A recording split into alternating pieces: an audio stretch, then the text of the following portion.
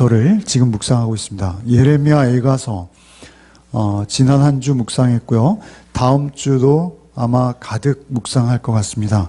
이 예레미야 에가서를 2주간 이렇게 묵상하는데요. 불행하게도 에가서를 전하는 날은 오늘 한 주일 것 같습니다. 다음 주에는 신약 성경으로 사순절이잖아요. 그래서 그 다음 주 말씀을 전할 것 같습니다. 그래서 오늘 에가서의 가장 중심되는 말씀을 본문으로 택했습니다. 마침 오늘 본문이기도 하고요. 그래서 오늘 묵상을 하신다 여기면서 같이 나누었으면 좋겠습니다.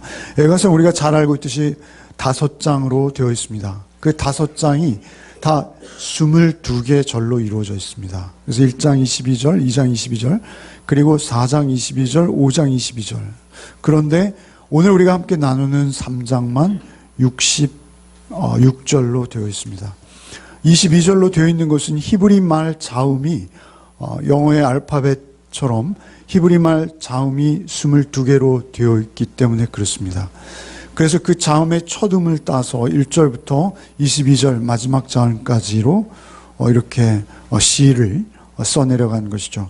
그런데 3장만큼은 한 자음의 3절씩의 말씀을 기록했습니다. 그만큼 3장이 중요하고 또 우리가 예레미야서를 묵상하고 오지 않았습니까? 그 예레미야서의 어느 정도 결론 부분을 이 3장에서 우리에게 말씀하고 계시다라는 것이죠. 3장이 굉장히 중요하다는 것이죠. 우리가 작년에 예레미야서를 잠시 살펴보았듯이 예레미야 선지자께서 눈물로 이스라엘 백성에게 호소한 것이 있습니다. 그래서 하나였죠. 너희가 하나님께 돌아오라. 너희가 하나님을 떠나 우상에게 지금 가 있는데 그 너희의 자리를 보고 하나님께 돌아오지 않으면 하나님의 심판과 저주가 반드시 너에게 임하게 될 것이다 라는 그런 말씀이셨습니다. 결국 그들은 하나님께 돌아오지 않았습니다. 그리고 결국 하나님의 징계와 저주의 심판을 면할 수 없었습니다. 그래서 그 심판을 고스란히 그들은 당해내야 했습니다. 그래서 완전히 폐허가 되어지고 다 불타버린 망해버린 그 예루살렘 성에서 예레미야는 주저앉아 사실은 슬픈 노래 애가를 부르는 것이죠. 그 슬픈 노래가 오늘 우리가 묵상하는 지난주와 다음 주에 묵상할 예레미야 애가서인 것이죠. 그들이 왜 그토록 심판을 받고 멸망했을까요? 그것은 한 가지 이유뿐입니다. 이미 말씀을 드렸습니다만 그들이 우상을 섬긴 것이죠. 우상을 섬긴 것입니다. 하나님을 섬겨야 할 하나님의 백성들이 하나님이 아닌 우상을 섬긴 것입니다. 그들은 사실 성경을 통해서 예레미야가 늘 지적하셨습니다만 하나님을 안 섬긴 것 같지 않습니다. 늘 입만 열면 하나님을 이야기했고 제사를 열정적으로 헌신적으로 드렸습니다. 그럼에도 불구하고 그들이 하나님을 떠났다라고 하나님께서 여기시고 하나님께서 그토록 끔찍하고 무서운 재앙과 저주를 그들에게 내리신 것이죠. 그들의 자녀를 먹는 참으로 눈뜨고 볼 수 없는 그러한 재앙과 저주가 그들에게 내린 것입니다. 왜 그렇습니까? 우상을 섬긴 것입니다. 우리가 예레미야에서 보았습니다만 그들의 옷깃에 가난한 자들의 피가 묻었다 이렇게 지적하시죠. 예레미야께서 너희가 재판을 굽게 했다. 너희가 힘 있는 사람 편만 들며 뇌물로만 움직이는 세상을 만들었다. 너희 제사장 장로들 탐심으로 인해서 눈이 멀었구나 이렇게 지적하셨어요. 탐심은 성경이 뭐라 하십니까? 우상 숭배라 이렇게 말씀하시죠. 우리 예레미야 5장 31절 말씀에 선지자들은 거짓을 예언하며 선지자들은 그들에게 인기를 얻기 위해서 늘 평강하다 선지자들은 거짓을 예언하며 제사장들은 자기 권력으로 다스리며 그들이 하나님의 의와 사랑으로 통치하고 섬겨야 할 그들이 오히려 자기의 권력, 자기의 힘만으로 그들을 다스리며 더욱 기가 막힌 것은 내 백성은 그것을 좋게 여기니 그 결국이 너에게 어찌하려느냐. 더욱 슬프고 참으로 돌이킬 수 없는 것은 백성들조차 그 선지자의 거짓 예언만을 좋아했고 예레미야는 늘 눈물을 흘릴 수밖에 없는 그러한 환경, 그리고 그 권력으로 다스리는 그들의 제사장들을 좋게 여겼다라는 것은 무엇이죠? 근데 우리 이런 말씀이 있어요. 민심은 천심이다, 이런 말씀이 있어요. 국민들만큼은, 백성들만큼은 하나님의 의와 사랑의 통치가 이 땅에 이루어져서 공평한 세상이 되기를 바라야 되는 것입니다. 그런데 국민들은 그러한 공평한 세상을 바라는 정의의 실현보다는 그냥 그대로가 좋은 거예요. 그냥 그대로가 그 약육강식에, 그리고 뇌물이 통하고, 그리고 자기만 유리한 그 상태가 좋은 거예요. 여러분, 이기심 그리고 탐욕 가장 큰 죄악입니다. 여러분, 이기심으로 우리는 우리 자신을 우상화합니다. 그런가 하면 탐욕은 또한 우리가 탐스럽게 여기는 그 대상을 우상으로 만듭니다. 결국은 우리 자신이 우상이 되든지 아니면 우리가 섬기는 어떤 그것이 하나님보다 더 높은 자리에 있고 오히려 하나님을 그 자기의 탐욕을 성취하는 수단 정도로 여기는 그 자리로 우리가 너무 쉽게 갈 수 있다는 것입니다. 그렇게 되어졌을 때 하나님은 그것을 우상이다 이렇게 말씀하시는 것이죠. 너무 많이 들어오셔서 그저 평범하게 들리실지 모르겠으나 우리의 삶 속에서 늘 경계하고 하나님을 경외함으로 우리가 두렵게 여겨야 될 것 한 가지 있습니다. 그것은 나의 이기적인 심성과 나의 욕망, 나의 욕구가 하나님을 가리는 것, 그것을 우리는 가장 두렵고 경계해야 하는 것이죠. 이스라엘은 금요일날 말씀드렸습니다만 그 애굽에 종살이하던 그들을 꺼내어서 그 가나안 땅의 7 족속을 다 멸하시고 거기에 이스라엘 백성을 새롭게 살게 하신 것은 그들이 하나님의 공의와 하나님의 사랑의 통치 아래서 하나님의 나라를 세워가기를 원하신 것이죠. 그런데 그들이 오히려 거기에 거주하던 하나님을 전혀 모르던 그 이방인들보다 오히려 더 악한 삶을 살게 된 것이죠. 하나님은 그들을 사생아처럼 내버려 두지 않으셨습니다. 결국 하나님의 이 고난과 오히려 저주스러워 보이는 이 심판은 그들에게 복인 것입니다. 하나님께서 그들을 사생아처럼 여기셨다면 하나님 그들을 가나안 7 족속처럼 싹 쓸어버리시고 또 새로운 어떤 민족을 세우셨을 것이죠.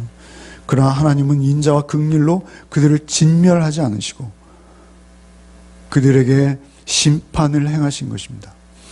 그래서 그들은 오히려 사생아가 아닌 자녀로서 하나님 앞에 다시 돌이킬 수 있는 기회를 얻게 되어지는 것이고, 예레미야는 그 슬픈 노래 가운데 하나님의 의로우심 앞으로 여러분 돌이켜야 합니다 라는 사실은 비탄의 시이지만 그 비탄 가운데 새 소망을 전하고 있는 것입니다. 중요한 것은 그 비탄의 나락, 그 비탄의 가장 밑바닥까지 우리가 내려가 보지 않고서는 하나님의 소중함, 하나님의 하나님 되심을 우리는 잘 모르는 것 같습니다. 사실은 그 교훈을 우리에게 오늘 주고 계신 것이죠.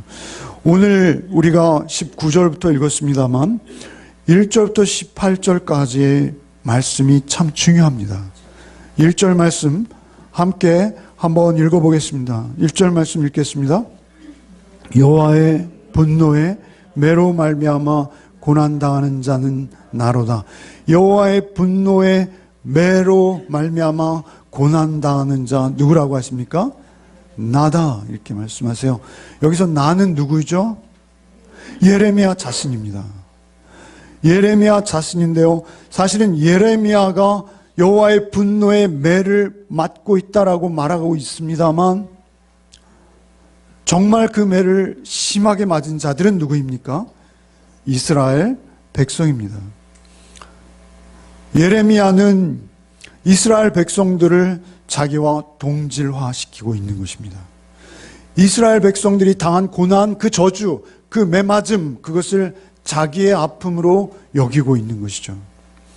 굉장히 대단해 보이죠. 그러나 사실은 그것 대단한 게 아닙니다. 그것이 당연한 것입니다. 오히려 우리가 비정상인 것이죠. 여러분, 하나님께서는 우리 교회 공동체를, 특별히 이스라엘 공동체를 한 지체라 하십니다. 우리는 한 몸이에요. 한 몸이라는 것은 손이 아프면 발도 같이 고생하는 것이고, 발이 아프면 손이 그 몫을 감당하는 것이 한 지체를 말하는 것입니다. 그런데 그 지체의 아픔을 우리가 외면할 때가 더 많기에 우리에게 사실 이 말씀은 더 비정상으로 들릴 수 있을지 모르겠습니다. 그러나 어쨌든 예레미야는 그 이스라엘의 아픔을 당신의 아픔으로 여기는 거예요. 그런데 그 이스라엘 공동체가 한 지체라는 것은 무엇을 의미하는 것입니까?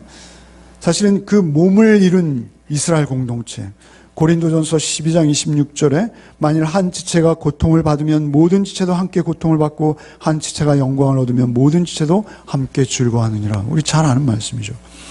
그런데 그 지체의 머리는 누구십니까? 그 지체의 머리는 우리 주 예수 그리스도이십니다. 그렇다면 우리가 고통을 받고 있을 때 사실은 더욱 고통스러우신 한 분이 계십니다. 그분 누구이십니까? 예수이십니다. 우리의 고통은 그냥 우리의 고통으로 끝나는 것이 아니라 우리 주님의 고통이 될 수밖에 없는 구조를 우리는 가지고 있습니다. 그래서 우리가 사도행전에서 사도 바울이 뭐라 합니까? 사도 바울이 그 주 믿는 자들을 핍박할 때 주님께서 바울 사도를 찾아오셔서 뭐라고 하시죠? 내가 왜 나를 핍박하느냐 이렇게 말씀하시죠. 주님은 우리의 머리이시기 때문에 그 그리스도인들을 핍박하는 바울의 행태를 당신을 핍박하는 것으로 보시는 것입니다. 그렇게 주님이시라는 것이죠. 그래서 사실은 여기에 나온 이 1절부터 18절까지의 모든 고난의 대목은 예레미야의 고난, 나라는 단어를 22번이나 얘기하고 있어요. 그런데 그 나의 고난이 말이죠. 사실은 이스라엘의 백성의 고난이며 동시에 주님의 고난이라는 점을 우리는 동일하게 받아들여야 돼요. 여러분, 주님께서 요한복음 5장 39절에 이렇게 말씀하셨습니다. 너희가 성경에서 영생을 얻는 줄 생각하고 성경을 상고하거니와 이 성경이 곧 내게 대하여 증언하는 것이라. 예수께서 요한복음 5장에서 성경은 곧 내게 대하여 증언하는 거야 라고 말씀하실 때 성경은 구약을 말하는 것입니다. 그때는 아직 신약이 없었다는 걸 우리가 알고 있잖아요. 그 구약, 그 두꺼운 모든 성경 말씀은 오직 예수 한 분을 증거하기 위해서 기록된 말씀이라는 것입니다. 우리에게 영생 얻게 하기 위해서 구약의 모든 말씀 예수로 모아지는 것입니다. 여러분, 시편 22편 말씀 보시죠.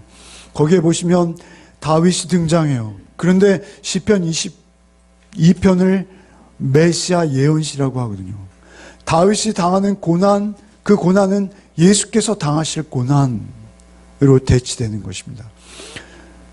사실은 모든 것이 이사야서 53장도 우리가 잘 알고 있습니다만 그 모든 것이 예수 한 분을 비추고 있어요. 그것만이 아닙니다. 창세기에서부터 우리가 묵상한 출애굽기에 와서 우리가 성막을 보았죠. 물두멍이, 등대, 떡상, 번제단 다 누구를 가리키고 있습니까? 예수 한 분을 가리키고 있습니다. 여러분, 그 제단 위에서 날마다 피 흘려 죽임당하는 그 많은 짐승들, 그 어린 양 다 누구를 가리키고 있습니까? 예수 한 분을 가리키고 있습니다. 구약 성경 모두는 예수 한 분을 증거하고 있습니다. 그래서 1절부터 18절까지의 이 모든 말씀, 예수께서는 이스라엘과 함께 고통당하고 계신 것입니다. 여러분, 그 은혜로 우리는 사는 것인데요. 사실 1절부터 18절까지를 한번 보시죠.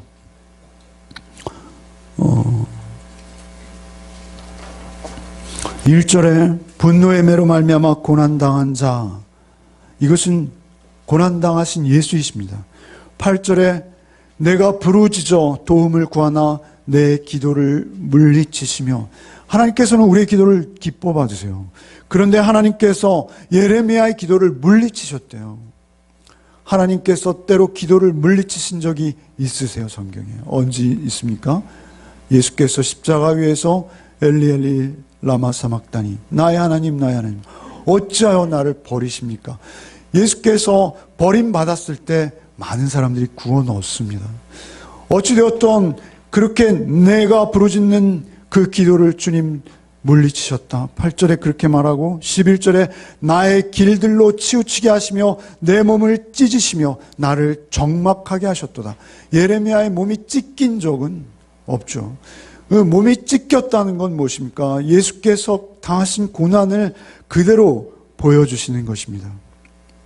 12절과 13절 활을 당겨 나를 화살의 간역으로 삼으시며 화살통의 화살들이 내 허리를 맞추셨도다.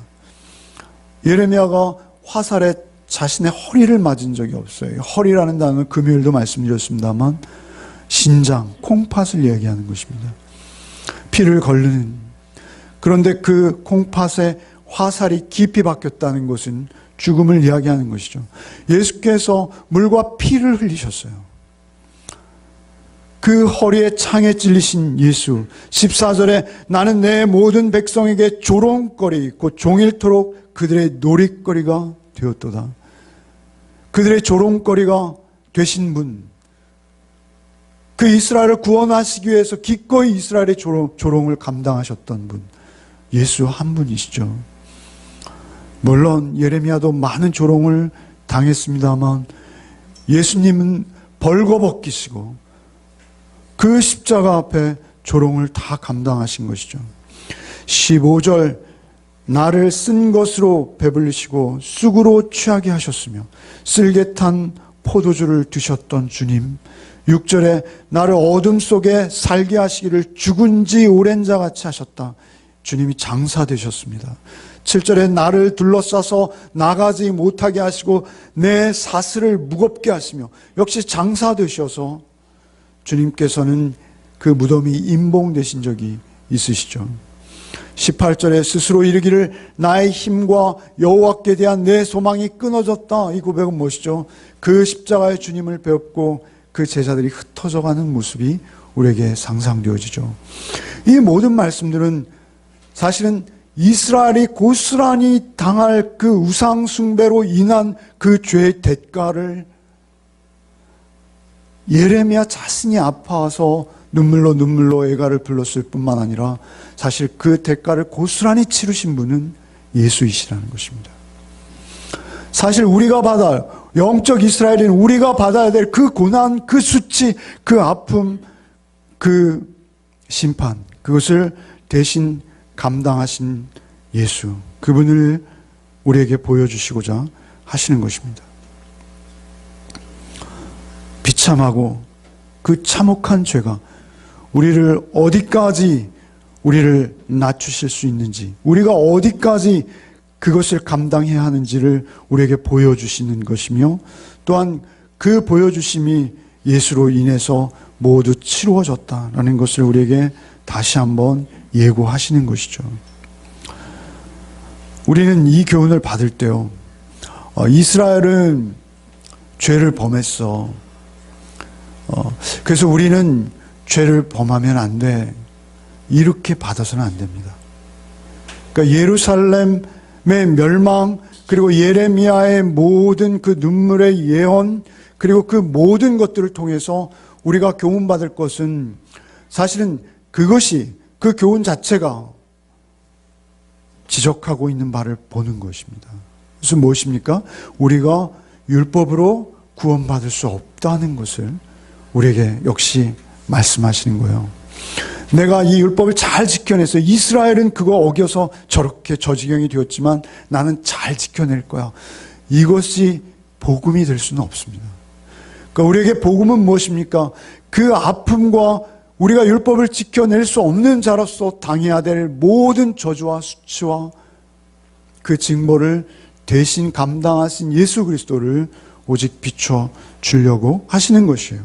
베드로전서 1장 10절 이하에 이 구원에 대하여 너희의 임할 은혜를 예언하던 선지자들을 연구하고 부지런히 살펴서 자기 속에 계신 그리스도의 영이 그 받으실 고난과 후에 얻으실 영광을 미리 증거하여 어느 시 어떠한 때를 지시하는지 상고하니라. 이런 말씀이 있어요. 그러니까 선지자들께서 당하신 일, 그리고 그 경험하신 일들로 인해서 이 기록되어진 모든 기록, 예레미야의 이 슬픈 애가, 이것은 무엇입니까? 언약의 복음을 설명하고 있는 거예요. 예수께서 우리를 구원해 내실 그 구원의 사건을 오늘 여기서도 보여주시고 계신 것입니다. 구약 성경도 오직 예수 한 분만을 증거하고 계시다는 것을 믿으시기 바랍니다. 여러분, 우리가 예레미야서 21장까지만 묵상했어요. 22장부터 나머지 55장까지가 남아 있어요. 그런데 중요한 것은 21장까지 제가 묵상하면서도 계속 뒤로 가서 참고했던 한 말씀이 있어요. 예레미야의 전체 주제가 있는 말씀. 기억하십니까? 예레미야 31장 말씀이에요. 새 언약 기억하십니까? 새 언약을 제가 늘 가서 읽었었어요. 그 새 언약을 다시 한번 읽어드리겠습니다. 예레미야 31장 31절 이하. 나 여호와가 말하노라. 보라, 날이 이르리니 내가 이스라엘 집과 유다 집에 새 언약을 세우리라. 나 여호와가 말하노라. 이 언약은 내가 그들의 열조의 손을 잡고 애굽 땅에서 인도하여 내던 날에 세운 것과 같지 아니할 것은 내가 그들의 남편이 되었어도 그들이 내 언약을 파하였음이니라. 33절에 나 여호와가 말하노라. 그러나 그날 후에 예수께서 오시는 그날 후에 내가 이스라엘 집에 세울 언약은 이러하니 곧 내가 나의 법을 그들의 속에 두며 그 마음에 기록하여 나는 그들의 하나님이 되고 그들은 내 백성이 될 것이라. 33절에 그들이 다시는 각기 이웃과 형제를 가르쳐 이르기를 너희는 여호와를 알라 하지 아니하리니 이는 작은 자로부터 큰 자까지 다 나를 알미라. 내가 그들의 죄악을 사하고 다시는 그 죄를 기억하지 아니하리라. 여호와의 말씀이니라. 이 새 언약을 비춰주고 있는 거예요. 그러니까 우리가 그 율법을 우리가 지켜낼 수 없는 자, 오직 하나님의 은혜로만 그 율법을 지켜낼 수 있음을 깊이 경험하도록 하나님께서는 이스라엘을 세우시고 이스라엘의 선지자를 통해서 우리에게 예언하시고, 그리고 그 새 언약의 성취를 바라보면서 모든 성경은 한 가지 약속의 초점을 향해 나아가고 있다라는 것을 여러분 우리 잊지 말아야 됩니다. 그래서 우리의 신앙, 우리의 믿음은 말이죠, 오직 예수를 통해서만 성숙해 갈 수 있는 거예요. 예수께서 오셔서 요한복음 10장에 뭐라고 하십니까? 나는 선한 목자라. 선한 목자는 양들을 위하여 자신의 목숨을 버리거니와 라고 하신 우리의 죄를 대신 감당하실 예수. 그래서 예수께서는 뭐라 하십니까? 나는 양의 문이다. 너희가 나를 통하지 않고 무엇을 한다면 다 뭐예요? 나를 통하지 않으면 다 절도요, 강도일 뿐이다. 이렇게 말씀하십니다. 예수를 통하지 않으면 다 절도요, 강도다. 이렇게 말씀하시는 거예요. 그러니까 예수를 통해서만 우리 하나님의 자녀, 하나님의 선한 양, 하나님의 백성으로 살 수 있다라는 것을 우리에게 뼛속 깊이 새겨주시는 교훈이라는 사실입니다. 오직 우리의 신앙의 성숙은 살면 살수록 나는 안 되는구나입니다. 늘 말씀드리지만 내가 신앙의 연륜이 더할수록 여러분 자신이 대단한 존재가 되는 것이 아니라 여러분 안에 여러분에게 끝없이 긍휼을 베푸시고 다시 일으키고 다시 새 은혜를 주셔서 날마다 새롭게 하시는 예수 그리스도만 여러분 안에 점점 커지는 것이죠. 그 예수 그리스도만 여러분 안에 저 의지하게 되는 것입니다. 그 예수 그리스도만 의지할 수밖에 없이 되는 것, 그것이 우리의 신앙 연륜인 것입니다.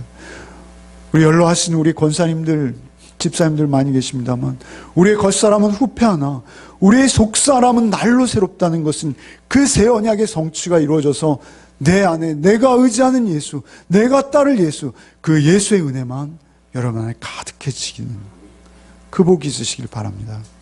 그럴 때 우리는 하나님의 의와 하나님의 사랑의 통치를 우리의 삶 속에서 드러낼 수 있습니다.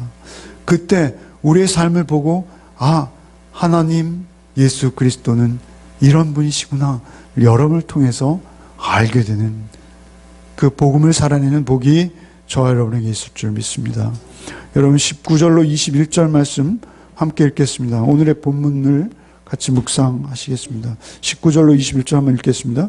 내 고초와 재난 곧 쑥과 담즙을 기억하소서. 내 마음이 그것을 기억하고 내가 낙심이 되오나 이것을 내가 내 마음에 담아두었더니 그것이 오히려 나의 소망이 되었사오며. 이것, 그것 이런 대명사들이 많아서 뜻이 익숙하게 다가오시지 않을 거예요. 그러나 19절, 29절은 이런 말씀입니다. 내 고초와 재난 곧 쑥과 담즙을 기억하소서. 내 마음이 그것을 기억하고 내가 낙심되오니. 내 마음이 그것을 기억하고 그것, 여기서 그것은 무엇이죠? 19절입니다. 내 고초와 재난 곧 쑥과 담즙이 자꾸 기억나는 거예요. 내 마음에. 내 마음에 고초와 쑥과 담즙, 담즙 다 쓴 것이죠. 쓴 맛이에요. 사단 말이죠. 마귀는 말이죠. 우리를 찾아와서 자꾸 내 고초와 재난, 쑥과 담즙, 내가 기억하고 싶지 않은 나의 죄악, 나의 그 비참하고 비루한 그런 나의 모습, 그런 것을 들고 찾아옵니다. 그래서 20절에 내 마음이 그것을 기억하고 내가 낙심되오나, 내 마음이 그것을 기억하고 그 고난과 재난과 쑥과 담즙을 기억하고 내 마음이 낙심되오나. 그런데 놀랍게도 21절이 이제 역전을 시작하는 것이죠. 21절 이렇게 말씀하세요. 이것을 내가 내 마음에 담아두었더니 그것이 오히려 나의 소망이 되었음은. 그런데 말이죠. 그것이 아닌 이것이 있다는 거예요. 21절에 이것을 내가 내 마음에 담아두었더니 그것이 오히려 나의 소망이 되었사오면. 자기가 담고 있는 이것은 무엇이죠? 22절입니다. 22절 말씀, 여호와의 인자와 긍휼이 무궁하심으로 우리가 진멸되지 아니함이니이다.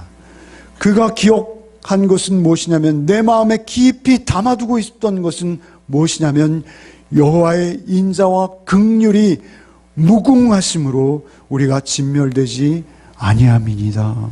이 말씀을 기억한 거예요. 그래서 이것을 내가 내 마음에 담아두었더니 그것이 오히려 나의 소망이 되었사오면.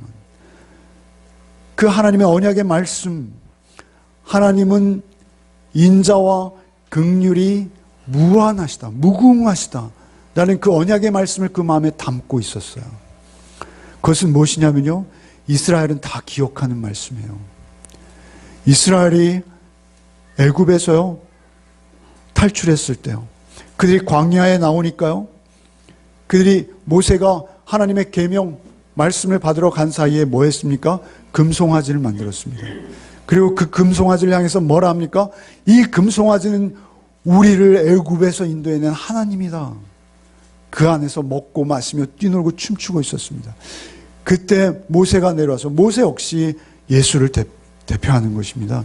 모세가 내려와서 그 돌판을 쪼개버렸습니다. 얼마나 화가 났으면요. 그런데 하나님께서 그 돌판을 다시 주세요. 다시 주시면서 하나님께서 모세의 앞으로 지나가세요. 그러면서 선포하신 말씀, 그것을 이스라엘은 다 외우고 있어요. 그 말씀이 바로 33장 금송아지 사건이 있고 출애굽기 34장 6절이에요. 여호와께서 그의 앞으로 지나시며 반포하시되 여호와로라 여호와로라 자비롭고 은혜롭고 노하기를 더디하시며 인자와 진실이 많은 하나님이로다. 그들이 말이죠, 하나님의 심판이 없었다면요, 하나님의 징계가 없었다면 그들은 진멸되는 것입니다. 오히려 그들에게 심판을 하신 하나님, 그 심판을 통해서 그들 가운데 남은 자를 두시는 거예요. 진멸되지 않았다는 거예요. 그 가운데 남은 자를 하나님께서 두셔서 그들을 통해서 다시 이스라엘을 회복시킬 그 언약의 말씀, 이것이 내 마음에 생각난 거예요. 여러분, 하나님의 인자와 긍휼을 할 때 인자, 제가 누누이 말씀드렸죠. 인자는 무엇이죠? 인자는 히브리어로 뭐라고 말씀드렸어요? 네. 금요일 날 들으셨을 텐데 잊어버리신. 헤세드입니다.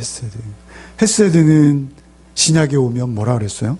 구약의 헤세드라는 단어를 구약 히브리어로 된 구약을 헬라어로 번역한 70인역이라는 성경이 있어요. 그 헬라어로 번역한 헬라어의 이 인자라는 단어는 헬라어의 무엇으로 번역되었다고요? 예? 아가페. 그러니까 하나님의 인자와 긍휼, 출애굽기 34장에 하나님께서 나는 인자와 긍휼이 풍성한 무궁한 너희의 여호와 하나님이야 라고 그들 앞에 지나가시며 선포하신 그 언약의 말씀이 그게 기억난 거예요. 그래서 새 소망이 생긴 거예요. 그런데 그 새 소망은 인자, 곧 사랑인 거예요. 사랑. 여러분, 그 사랑이 가장 크게 드러난 곳이 어디입니까? 십자가예요. 여러분, 우리의 생애와 우리의 삶 속에서 그 하나님의 무궁하신 담 없는 사랑이 드러난 유일한 곳, 가장 그 사랑이 크게 우리에게 증거되어진 곳, 십자가예요. 여러분, 그래서 로마서 5장 8절에 우리가 아직 죄인 되었을 때 그리스도께서 우리를 위하여 죽으심으로 하나님께서 우리에 대한 자기의 사랑을 확증하셨느니라. 그리스도께서 십자가에 죽으심으로 하나님께서 우리에 대한 자기의 사랑을 확증하셨느니라. 인자가 오직 십자가에서 드러난 거예요. 긍휼은 뭐라 했습니까? 긍휼은 그것도 히브리어로 제가 여러 번 말씀을 드렸어요. 긍휼이라는 단어의 히브리어 파생 원어는 뭐라고 했습니까? 자궁이라고 말씀합니다. 라함이라는 히브리어인데 레헴이라는 자궁에서부터 유래된 단어예요. 여러분, 긍휼이라는 것은 무엇이냐면요, 그 어미가 그 자녀를 품듯이, 아니 그 어미가 자녀를 품었는데요, 그 어미는 자식을 먹어요. 그러나 주님께서 어떻게 말씀하십니까?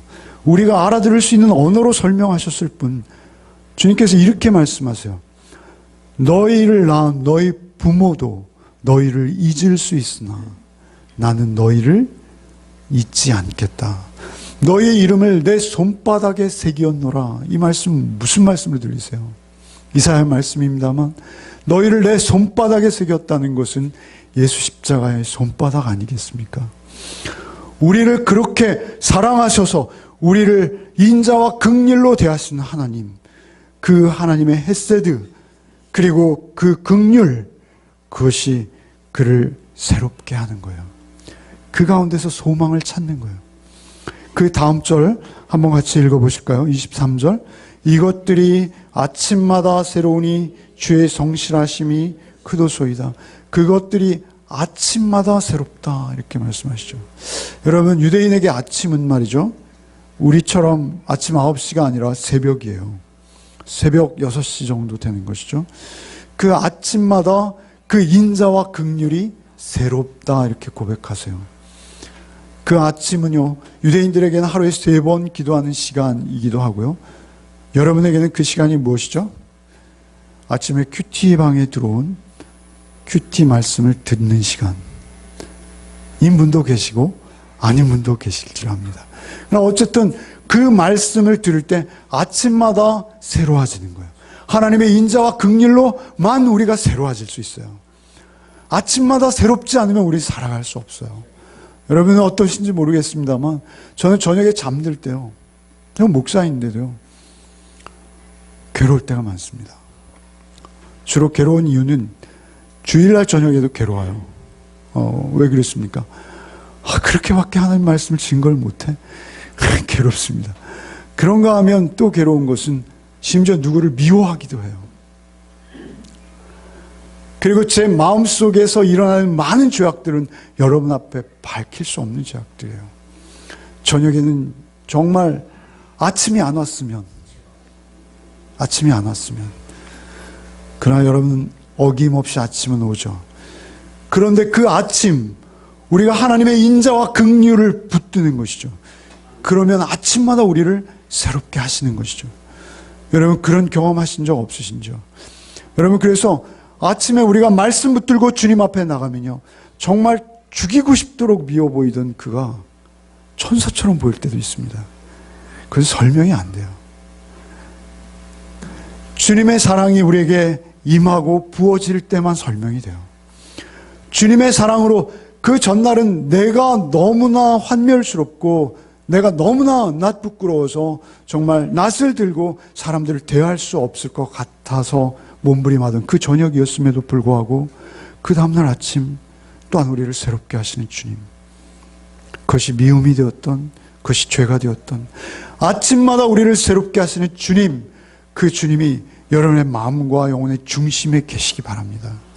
그 주님으로만 여러분 새로워질 수 있고 여러분 사랑과 의로움의 성품으로 하나님의 영광을 드러낸 삶을 살 수 있다라고 성경은 우리에게 누누이 말씀하시는 것입니다. 여러분의 부부관계, 여러분 직장에서의 일, 여러분 누구와의 관계가 오든지 아침마다 하나님의 말씀 붙들고 하나님 말씀 안에서 하나님의 십자가에서 증거되어진 주의 사랑으로 날마다 새로워져서 하나님의 능력으로 힘입는 저와 여러분 되시기를 바랍니다.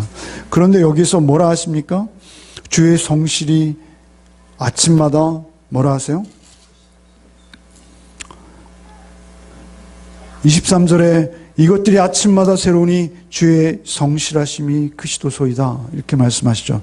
성실이라는 이 단어도 히브리어로 유명한 단어예요. 그죠? 에무나에 대해서 설교 한 편 한 적이 있죠. 에무나, 하나님의 변함없으심, 하나님의 신실하심, 하나님의 하나님 되심. 성실이라는 것은 이룰 성자에다가 열매 실자예요. 하나님께서는요, 우리에게 열매를 거두시는데요, 하나님께서 거두세요. 하나님의 성실하심으로 거두세요.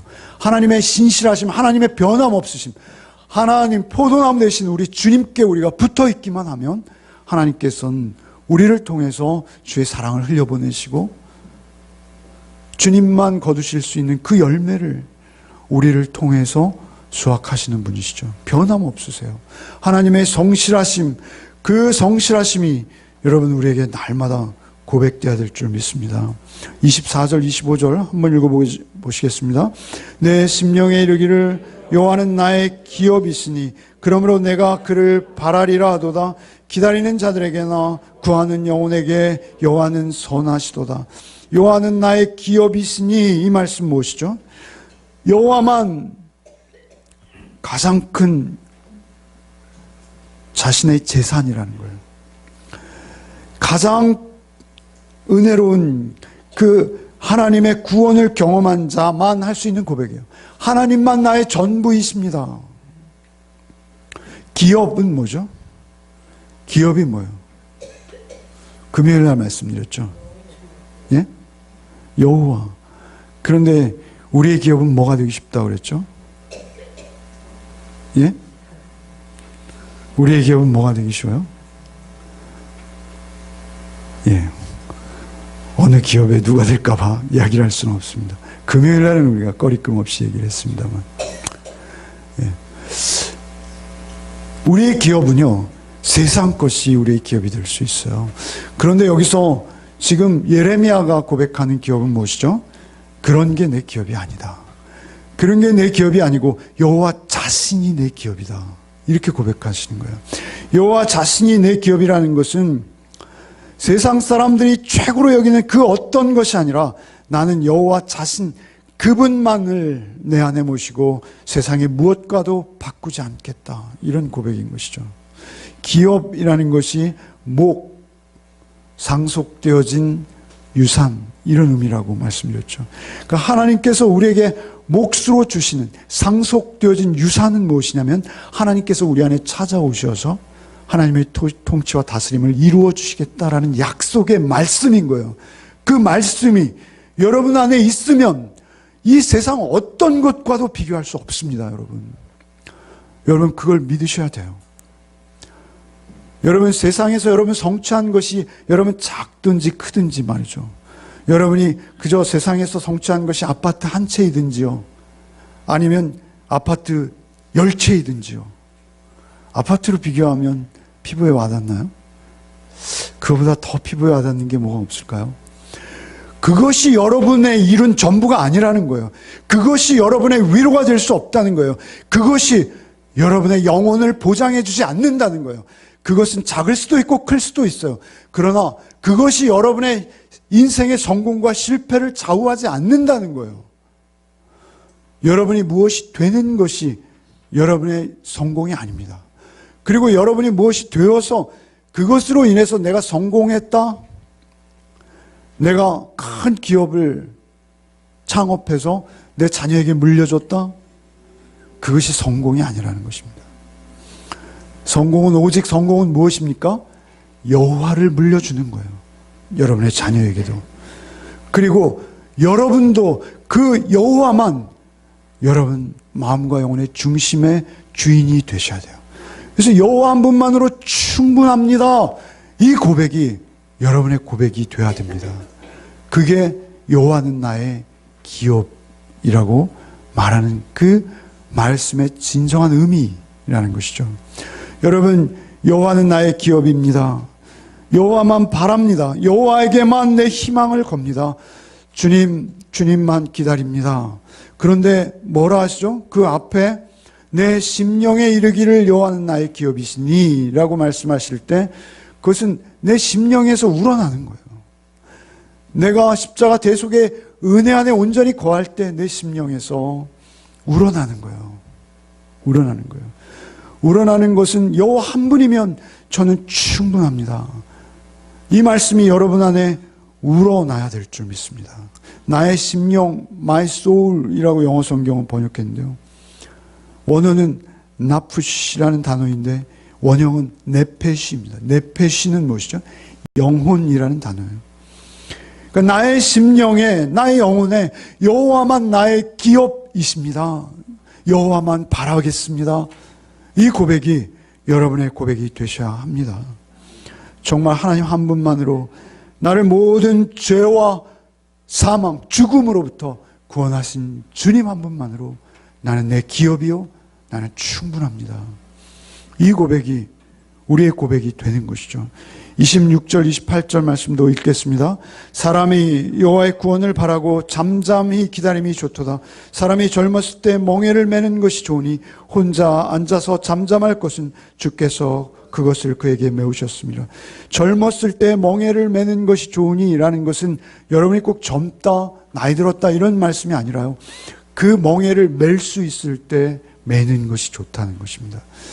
그래서 그 멍에가 하나님께서, 주님께서 나에게 주신 멍에인 것을 깨닫는 거예요. 나에게 찾아온 그 쑥과 담즙, 그 재난, 그 고난이 주님께서 나에게 허락하셨기에 온 거예요. 여러분, 우리가 주님의 자녀라면 감당할 시험만 주세요. 그런데 그 감당할 시험은 오히려 나를 주님께 더 가까이 인도하고 주님께서 나를 통해서 이루시고자 하시는 주의 목적을 이루시기 위한 통로라는 것을 알고 괴롭고 힘들지만 잠잠히 참고 기다리라 이렇게 말씀하신 거예요. 여러분, 잠잠히 참고 기다리는 자의 삶은 어떻게 드러나는지 29절부터 30절까지, 33절까지 읽고 마치겠습니다. 29절부터 읽겠습니다. 그대의 입을 땅에 티끌에 댈지어다. 혹시 소망이 있을지로다. 자기를 치는 자에게 뺨을 돌려대어 치욕으로 배불릴지어다. 이는 주께서 영원하도록 버리지 아니하실 것임이며 그가 비록 근심하게 하시나 그의 풍부한 인자하심을 따라 긍휼히 여기실 것임이라. 주께서 인생으로 고생하게 하시며 근심하게 하심은 본심이 아니시리로다. 그대의 입을 땅에 티끌에 댈지어다. 이 말씀 무슨 말씀이죠? 우리의 입술을 땅에 댄다는 거예요. 그것은 첫 번째는 자세죠. 하나님 앞에 겸손히 납작 엎드리는 것입니다. 두 번째는 입술을 땅에 댄다는 것은 더 이상 불평하지 않겠다는 거예요. 더 이상 말하지 않겠다는 거예요.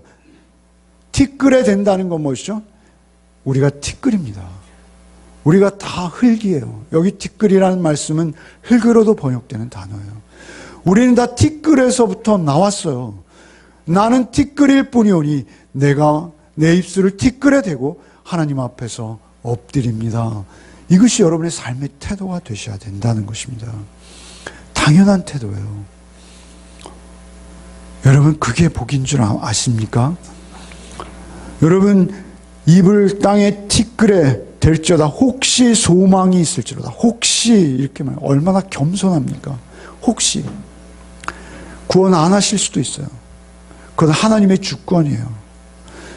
그런데 내가 하나님 앞에 그토록 하나님만을 인정하며 하나님 앞에 엎드린 모습, 그 모습을 보시고 하나님께서 혹시 소망이 있을지로다 고백하는 것이죠. 이것이야말로 진심 어린 완전한 낮아짐의 고백입니다. 여러분, 주님의 십자가 은혜 앞에서 여러분 이 모습이어야 해요. 여러분, 주님의 십자가 앞에서 이 모습 되지 않으면 우리는 십자가 은혜를 모르는 자예요. 30절에 자기를 치는 자에게 뺨을 돌려대어 치욕으로 배불릴지어다. 여러분, 나의 뺨을 치는 자에게 주님께서 산상수훈에 말씀하셨죠. 왼뺨을 치며 오른뺨을 돌려대라. 어떻게 그렇게 할 수 있어요? 뺨을 치면 저도 한 방 아닌가요? 당연한 것입니다. 우리의 자연스러운 거예요. 우리는 할 수 없어요. 할 수 없어요.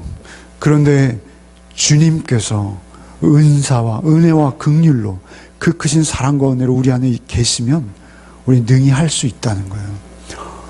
원수되었던 나를 구원하신 주님, 그 주님의 은혜와 사랑을 힘입으면 나도 내가 원수처럼, 아니 나의 뺨을 치고 나를 치욕스럽게 한 그마저 용서하고 품을 수 있는 사랑으로 우리가 준비되어진다는 거예요. 여러분, 놀라운 산상순의 말씀이 예레미야 애가에 있어요. 31절에 뭐라 하십니까? 이는 주께서 영원하도록 버리지 아니할 것이며. 결국 누가 이기는 거예요? 우리가 치욕으로 배불렸지만 결국 그 시시비비를 가려줄 분은 누구세요? 하나님 한 분이세요. 하나님께서 그 시시비비를 가려주는 날이 반드시 있을 것이다. 그래 우리는 확신으로 하나님의 의와 사랑 앞에서 겸손히 하나님과 동행하는 삶을 사는 것뿐이에요. 여러분, 그 삶을 살아내는 게 복인 줄 압니다. 우리의 힘과 능으로 할 수 없어요. 32절도 보시죠. 그가 비록 근심하게 하시나 그의 풍부한 인자하심을 따라 긍휼히 여기시. 인자와 긍휼이잖아요. 인자와 긍휼로 찾아오세요. 로마서 12장 19절 사랑하는 자들아 너희가 친히 원수 갚지 말고 진노하심에 맡기라. 기록되었을 때 원수 갚는 것이 내게 있으니 내가 갚으리라. 주께서 말씀하셨어요. 우리에게 있어서 우리는 그저 원수마저도 원수 대신 나를 찾아오셔서 사랑하신 주님 앞에 그 원수마저도 품어내는, 여러분 그 사랑으로 사시기 바랍니다. 사랑의 원자탄이라고 하시잖아요. 그렇게 여러분이 그 인자와 긍휼 안에 온전히 머무실 때 33절 결론이죠.